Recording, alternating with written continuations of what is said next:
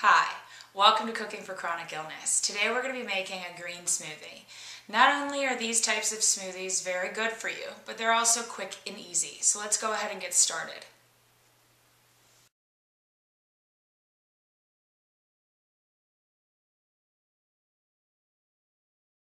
First step is to add your protein powder, and I like vanilla flavored.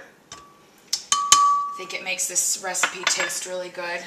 You're going to add about a handful of spinach, 1/2 of a frozen banana, a couple handfuls of frozen blueberries.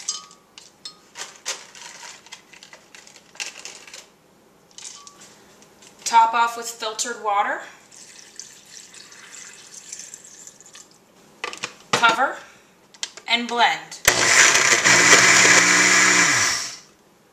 After you've blended this very well, you're ready to serve it. Your finished product is a nutrient-rich green smoothie with banana, protein, and blueberries.